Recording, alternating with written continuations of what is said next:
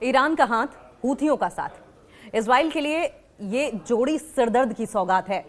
लाल सागर में अब इजराइल का जहाज नहीं होगा, हूथियों का मिजाज चलेगा। इजराइल के लिए समंदर का रास्ता अब शॉर्टकट नहीं रह जाएगा, हूथियों का डेथ वारंट हो जाएगा। इजराइल ने सोचा था कि सिर्फ ईरान से निपटना है, लेकिन यमन ने बीच में आकर सिलेबस ही बदल दिया और अब इजराइल सोच में बैठा है। हूथियों का ड्रोन सस्ता है और इजराइल का डिफेंस महंगा, और अब हिसाब किताब बराबर होगा। ये गलती इजराइल ने जो की है उसका भुगतान अब उसे भुगतना होगा। इजराइल का आयरन डोम भी सोच में है। ऊपर से ईरान की मिसाइलें आ रही हैं या नीचे से यमन के रॉकेट। अल हूती ने ललकारा है, इस्लाम का नाम पुकारा है, और अब इजराइल के लिए बचना नामुमकिन सा सारा है। यह जंग जमीन की नहीं, जमीर की है। हूथियों ने इजराइल को आईना दिखाया है। दोस्ती हो तो हूथियों जैसी, ईरान को खरोच आई तो यमन को दर्द होने लगा। और ऐसा नहीं है कि हूथियों के खिलाफ इजराइल ने कभी कुछ नहीं किया था। हूथियों का रिटर्न गिफ्ट इजराइल के लिए अब लाल समुंदर पार करना मुश्किल होने वाला है।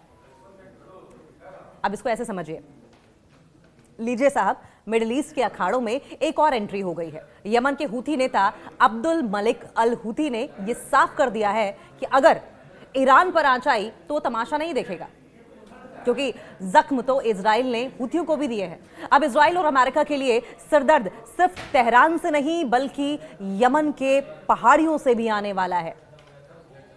और आइए ये समझते हैं कि हूथियों का ये प्यार इजराइल को कैसे झुकने पर मजबूर कर सकता है। शायद इजराइल ने कभी सोचा भी नहीं होगा, क्योंकि अगर लाल सागर की बात करें तो स्ट्रेटेजिक लिहाज से रेड सी बहुत इंपॉर्टेंट है, जिसमें हूथियों ने नो एंट्री का बोर्ड लगा दिया है इजराइल अमेरिका के लिए। इजराइल सोच रहा था कि ईरान को मजा चखाकर वो चैन की सांस लेगा, लेकिन हूथियों ने उनके ट्रेड रूट को, उनके व्यापारिक रास्तों की चाबी अपने हाथ में ले ली है अब। और अब इजराइल के जहाजों को लाल सागर से गुजरने के लिए वीजा नहीं बल्कि हूथियों की मिसाइलों से दुआ मांगनी होगी, परमिशन लेनी होगी। और अगर हूथियों की मिसाइलें रहम खाएंगी तो ट्रेड होगा, और अगर रास्ता बंद हुआ तो इजराइल में सामान की कीमत ऐसे बढ़ेगी जैसे रॉकेट की तेजी के साथ वहां पर महंगाई बढ़नी शुरू हो जाएगी। नंबर 2, सस्ते ड्रोन। हूथियों के पास एक बहुत बड़ी पावर यह है कि उनके पास सस्ते ड्रोन है और उधर महंगा आयरन डोम है। एक तरफ सस्ते ड्रोन, दूसरी तरफ महंगा आयरन डोम। इजराइल का आयरन डोम बहुत ही हाईटेक है, लेकिन हूथियों के पास वो जुगाड़ है, वो जुगाड़ू ड्रोन है और मिसाइलें हैं जो बहुत सस्ती पड़ती हैं।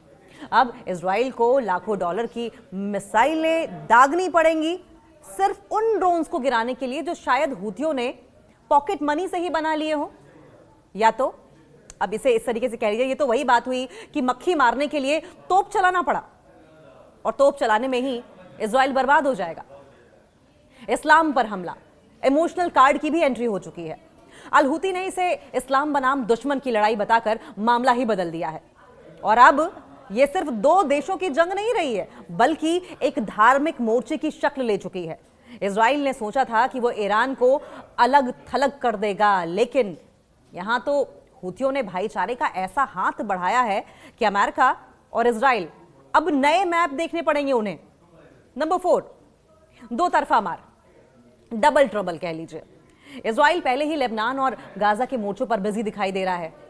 अब इतने मोर्चे खोलेगा तो कहां कहां से निपटेगा, कहां कहां से रिसोर्सेस लाएगा, कितनी मिसाइलें लाएगा, कितने आयरन डोम खड़े करेगा, कितने सैनिक लाएगा, ये बात इजराइल ने पहले सोची नहीं। और अब यमन से आने वाली धमकियों ने उनकी 2 फ्रंट वॉर की प्लानिंग को भी 3 फ्रंट बना दिया है। इजराइल की सेना कितनी भी ताकतवर हो, लेकिन हर तरफ से पत्थर आएंगे तो शीशे के घर को तो खतरा होगा ही। और वैसे भी जिनके घर शीशे के होते हैं वो दूसरों के घरों पर पत्थर नहीं फेंका करते। तो कुल मिलाकर बात यह है कि हूथियों ने इजराइल को बता दिया है कि पिक्चर अभी बाकी है मेरे दोस्त। ईरान को छोड़कर इजराइल ने जो मधुमक्खी का छत्ता छेड़ा है उसमें अब यमन वाली हूथी मधुमक्खियां भी डंक मारने को तैयार हो गई हैं। अब संभवतः इजराइल को समझ आए, लेकिन इजराइल समझने को तैयार नहीं है।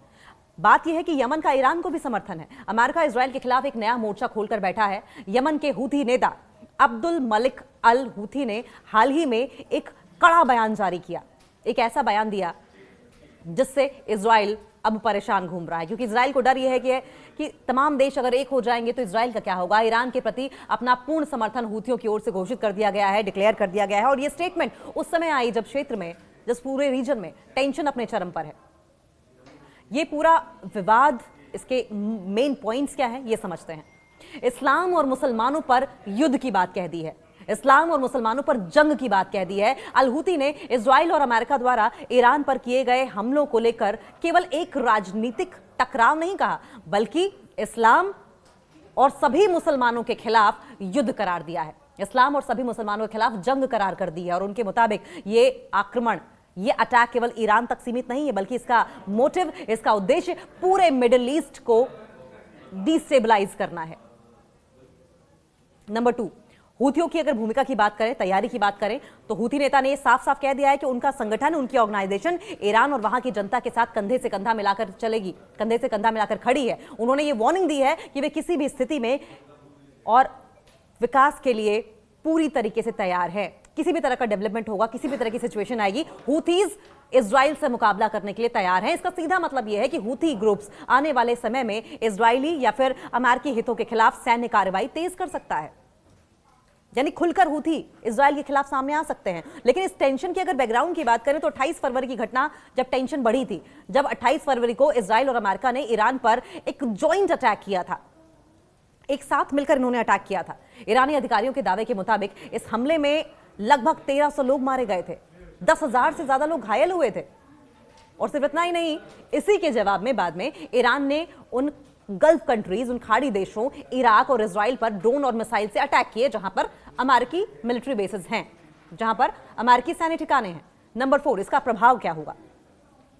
देखिए, क्षेत्रीय युद्ध का खतरा बढ़ जाएगा, रीजनल क्लैशेस बढ़ेंगे। हूथियों के इस खुले समर्थन से लाल सागर यानी कि रेड सी और आसपास के समुद्री इलाके की अगर बात करें, आसपास के समुद्री व्यापार मार्गों पर खतरा बढ़ सकता है, ध्रुवीकरण होगा। ये लड़ाई अब केवल 2 देशों के बीच की लड़ाई नहीं रह गई है, ये 2 देशों के बीच की लड़ाई से बढ़कर प्रतिरोध के धुरों यानी कि एक्सेस ऑफ रेजिस्टेंस और पश्चिमी गठबंधन यानी कि वेस्ट कंट्रीज का जो अलायंस हो रहा है, उसके बीच का बड़ा युद्ध बनती जा रही है। अब्दुल मलिक अल हूती का ये कड़ा रुख ये दिखाता है कि यमन का हूती आंदोलन अब ईरान के समर्थन में किसी भी हद तक जाने को तैयार है, जिससे आने वाले दिनों में इजराइल और इजराइल के साथ साथ अमेरिका के लिए चैलेंजेस, कठिन चुनौतियां और बढ़ सकती हैं। ईरान ने कैसे किया दुनिया के सबसे पावरफुल फाइटर जेट F-35 का शिकार? F-35 5th generation fighter plane. समझिए दुनिया के लिए क्यों यह बड़ी बात है। ईरान ने यह दावा किया है कि उसने अमेरिकी F-35 फाइटर जेट को अपने एयर स्पेस में निशाना बनाया है। F-35 को दुनिया का सबसे एडवांस, ताकतवर फाइटर जेट माना जाता है। और सिर्फ इतना ही नहीं, ईरान ने यह भी दावा किया है कि उसने दुनिया के सबसे ताकतवर माने जाने वाले लड़ाकू विमान F-35 पर अटैक किया। न सिर्फ अटैक किया, हवा में स्पॉट किया और उसे निगेट कर दिया। दुनिया का सबसे महंगा और रेडार की नजरों में अदृश्य रहने वाला फाइटर जेट,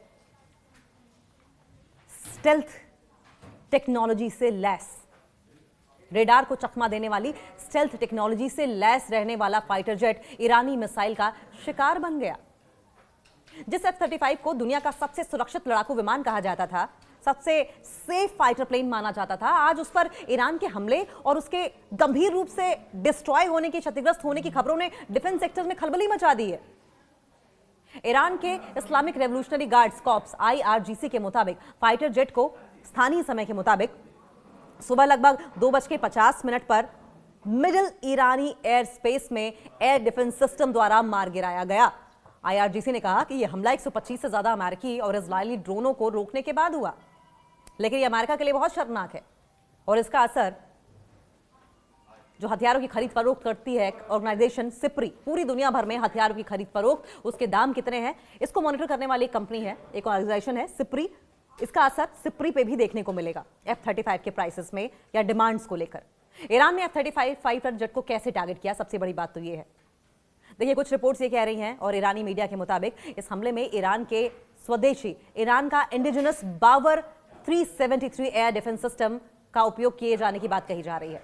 माना यह भी जा रहा है कि इसमें पैसिव सेंसर टेक्नोलॉजी का हाथ हो सकता है, जो कि रेडार सिग्नल छोड़े बिना विमान का पता लगा सकती है। ईरान ने हमले का एक वीडियो भी जारी किया जिसमें विमान को हिट होते हुए दिखाने का दावा किया गया है। हालांकि अमेरिका ने अभी तक इस बात की पुष्टि नहीं की है, किसी भी तरीके से ऑफिशियल कॉन्फर्मेशन नहीं दी है कि आपातकालीन लैंडिंग ईरानी गोलीबारी के कारण हुई थी या फिर कोई टेक्निकल प्रॉब्लम आ गई थी, कोई तकनीकी खामी आ गई थी। हालांकि अपने नुकसान और इजराइल के नुकसान की खबरों को अमेरिका बखूबी जानता है कैसे छुपाना है, और ट्रूथ सोशल पर ईरान में क्या नुकसान हुआ उसे बढ़ा चढ़ाकर गाना अमेरिका बहुत अच्छी तरीके से जानता है। F-35 फाइटर जेट की खासियत क्या है? सबसे बड़ी बात ये, क्यों इसके गिर जाने पर इतना हंगामा मचा हुआ है? इसकी सबसे बड़ी खूबी इसका स्टेल्थ यानी कि अदृश्य तकनीकी है। यह अकेला विमान air to air attack, air to ground बमबारी और जासूसी तीनों काम एक साथ करता है, यानी कि एक तीर से कई निशाने। इसकी रफ्तार आवाज की स्पीड से भी, ध्वनि की स्पीड से भी तेज है, करीब 1931 किलोमीटर प्रति घंटा है। और इसमें एडवांस सेंसर सूट और रेडार हैं जो पायलट को 360 डिग्री तक 360 डिग्री व्यू दिखाते हैं। और अब अमेरिका ने भी माना है कि इमरजेंसी लैंडिंग करनी पड़ी है। अमेरिका ने कम से कम माना तो सही। अमेरिकी सेंट्रल कमांड ने भी इस बात की कॉन्फर्मेशन दे दी है कि ईरान के ऊपर एक लड़ाकू मिशन के दौरान एक F-35 को इमरजेंसी लैंडिंग करनी पड़ी। अमेरिका के मुताबिक विमान सुरक्षित रूप से उतर गया है, लेकिन ईरान कुछ और दावा कर रहा है। अमेरिका यह भी कह रहा है कि पायलट की हालत स्थिर है, जबकि ईरान का यह कहना है कि बुरी तरीके से क्षतिग्रस्त हो गया है F-35 fighter plane. Central command के प्रवक्ता कैप्टन टिम हॉकिंस ने कहा कि पायलट ने सुरक्षित लैंडिंग की और उसकी हालत स्टेबल है। घटना की जांच चल रही है, लेकिन दावे हजार हैं। लेकिन अब सवाल यह कि F-35 पर हमला क्यों इतनी बड़ी बात है? यह फाइटर जेट अमेरिका और उसके जो एलाई कंट्रीज हैं, उसके सहयोगी देशों की हवाई शक्ति की रीढ़ माना जाता है। ये अब तक बने सबसे एडवांस कॉम्बैट विमानों में से एक है और इसके एक विमान की कीमत $100 मिलियन से ज्यादा है। F-35 दुनिया का सबसे व्यापक रूप से तैनात 5वीं पीढ़ी का 5th जनरेशन फाइटर जेट है और इसकी स्टेल्थ टेक्नोलॉजी, इसकी स्टेल्थ यानी कि छिपकर उड़ने की क्षमता, एडवांस सेंसर और नेटवर्क बेस्ड जो उसकी वॉर कैपेबिलिटीज हैं, युद्ध क्षमताएं हैं, सबसे अलग और इसे सबसे खास बनाती हैं।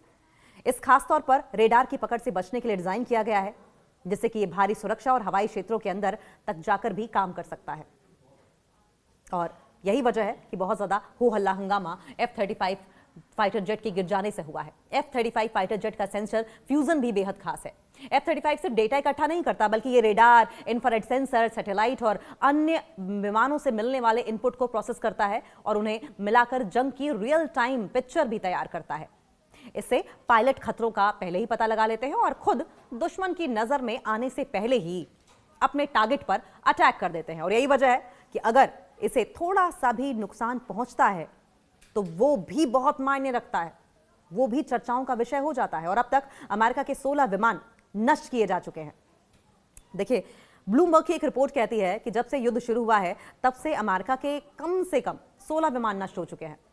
इनमें कई MQ-9 रीपर ड्रोन भी शामिल हैं, जिन्हें ईरान के डिफेंस सिस्टम ने मार गिराया है।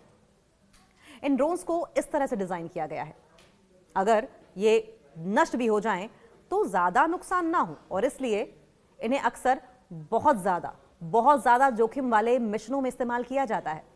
और यही वजह है कि आज पूरी दुनिया हतप्रभ है कि ईरान ने इतनी आसानी से अमेरिका का महाअस्त्र, ब्रह्मास्त्र कह लीजिए, कैसे मार गिराया।